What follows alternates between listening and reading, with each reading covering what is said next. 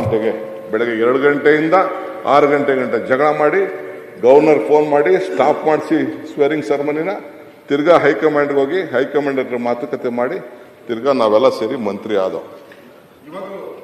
ಮಾಡ್ತೀರಾ ಅಂತ ಇವಾಗೂ ಹಿಂಗೆ ಮಾಡ್ತೀರಾ? ಅದೇ ಪಿಕ್ಚರ್ ಬರ್ಬೇಕಾ ಈಗ? ಯಾಕಂದ್ರೆ 2.5 ಆಯ್ತಲ್ಲ ನೋಡಪ್ಪ.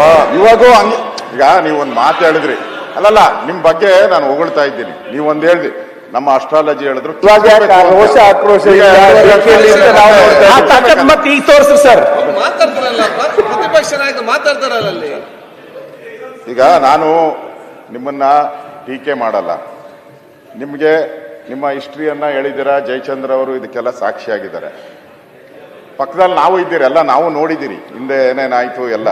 ನಿಮ್ಗೆ ಟಿಕೆಟ್ ತಪ್ಪಿದಾಗ ಮೊದಲನೇ ಬಾರಿ ಎಲ್ಲ ಹೇಳಿದ್ದೀರಾ. ಈಗ ಮತ್ತೆ ಎಸ್.ಎಂ. ಕೃಷ್ಣ ಅವ್ರ ಬಗ್ಗೆನೂ ಮಾತಾಡಿದ್ದೀರಾ. ನಾನು ಇವತ್ತು ಹೇಳ್ತೀನಿ, ಅವರಿಂದ ನಿಮಗೆ ಒಂದು ಒಳ್ಳೇದಾಗಿದೆ, ಪ್ರಶ್ನೆನೇ ಇಲ್ಲ. ಸೊ ತಾವು ಒಂದು ಮಾತು ಹೇಳಿದ್ದೀರಾ, ಕಿತ್ಕೊಬೇಕು ಅನ್ನೋದು, ಒದ್ದು ಕಿತ್ಕೊಬೇಕು ಅಂತ. ಅಂದ್ರೆ ಪಾಠ ಇಲ್ಲಿರೋರಿಗೆಲ್ಲ ಅದೇ ಪಾಠನ, ಇಲ್ಲಿರೋರಿಗೆಲ್ಲ ಅದೇ ಪಾಠನ ಒದ್ದು. ಈಗ ನೀವು ಯಾವಾಗ ಒದ್ದು ಕಿತ್ಕೊಂತೀರ ಆ ಪದವಿನ, ಮುಖ್ಯಮಂತ್ರಿ ಪದವಿನ ನೀವೇ ಹೇಳಿದ್ರೆ, ಯಾವಾಗ ಒದ್ದು ಕಿತ್ಕೊಂತೀರಾ? ಯಾವಾಗ ಮುಹೂರ್ತ ಫಿಕ್ಸ್ ಮಾಡಿದ್ದಾರೆ?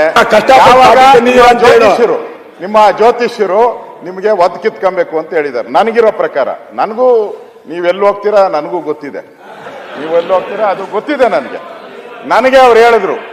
ನನಗೆ ಇವ್ರಿಗೆ ಯಾರು ಇಲ್ಲ, ಹೌದು, ಇವ್ರು ಯಾರಿಗೆ ಹೇಳಿದ್ರು ಅವ್ರು ನನ್ಗೆ ಗೊತ್ತಿದೆ. ಅವ್ರಿಗೆ ಹೇಳಿದ್ರು, ನನಗೆ ಡಿ ಕೆ ಶಿವಕುಮಾರ್ ಅವ್ರಿಗೆ ನಾನು ಹೇಳಿದ್ದೀನಿ, ನೋಡಪ್ಪ ನೀನು ಜನವರಿ ಒಳಗಡೆ ಆದ್ರೆ ಆಗ್ತೀಯಾ, ಇಲ್ಲ ಅಂದ್ರೆ ಆಮೇಲೆ ಕಷ್ಟ ಇದೆ ಅಂತ. ಅದಕ್ಕೆ ಯಾವಾಗ ಒದ್ದು ಕಿತ್ಕೊಂತೀರಾ? ಜನವರಿ ಒಳಗಡೆ ಒದ್ದು ಕಿತ್ಕೊಂತೀರೋ. ಆಮೇಲೆ ಇವ್ರ ಗ್ರಹಗತಿ ಸರಿ ಇಲ್ಲ, ನಾನು ಹೇಳ್ತಾ ಇದ್ದೀನಿ ಜನವರಿ ಒಳಗಡೆ ಅದಕ್ಕೆ ಆದಷ್ಟು ಬೇಗ ನಿಮ್ಮ ಛಲ, ಆ ರೋಷ, ವೇಷ ಎಲ್ಲ ತೋರಿಸಿ ಬೇಗ ಕಿತ್ಕೊಳ್ಳಿ. ಈಗ ಅಶೋಕಣ್ಣ ಈಗ ಅಲ್ಲ, ಇನ್ನು ಹೇಳ್ಬೇಕಾಯ್ತು. ಅವ್ರ ಅಧ್ಯಕ್ಷತೆಯಲ್ಲೇ ಸರ್ಕಾರ ಬಂದಿದ್ದು ಅಂತ, ಕೆಪಿಸಿಸಿ ಅಧ್ಯಕ್ಷರಾಗಿ ಸರ್ಕಾರ ಬಂದಿದ್ದು ಬಿಟ್ಬಿಟ್ರಿ. ಅಲ್ಲಿ ಏನು ಬಿಜೆಪಿನ ವೈಜೆಪಿನ ಬಿಜೆಪಿನ ಅದು ತೀರ್ಮಾನ ಮಾಡ್ಕೊಂಡ್ಬಿಡಿ. ಫಸ್ಟ್ ನಮ್ದು ಬಿಟ್ಬಿಡಿ, ನಮ್ದು ಪಾಡಿಗೆ ನಮ್ದು ನಡ್ಕೊಂಡು ಹೋಗ್ತದೆ. ನೀವಲ್ಲಿ ಒದ್ರೂ ಆಗಲ್ಲ, ಸತ್ರೂ ಆಗಲ್ಲ. ನಿಮ್ ಹೈಕಮಾಂಡ್ ನಿಮ್ ಮಾತು ಕೇಳೋರಲ್ಲ. ಈಗ ಖರ್ಗೆ ಅವ್ರು ಇದ್ದಿದ್ದು ಚೆನ್ನಾಗಿ ನಡೆದಿತ್ತು. ಅಷ್ಟೇ. ಪ್ರಿಯಾಂಕಾ ಅವರೇ, ನಿಮ್ಮದು ಫಸ್ಟ್ ಡಿಸೈಡ್ ಮಾಡ್ಕೊಳ್ಳಿ. ನಾವು ವಿರೋಧ ಪಕ್ಷವಾಗಿದ್ದೀರಿ, ನೀವು ಆಡಳಿತ ಪಕ್ಷ ಇರುವಂತವ್ರು. ನೀವು ಇವಾಗ ಡೈಲಾಮೋದಲ್ಲಿ ಇದ್ದೀರಾ.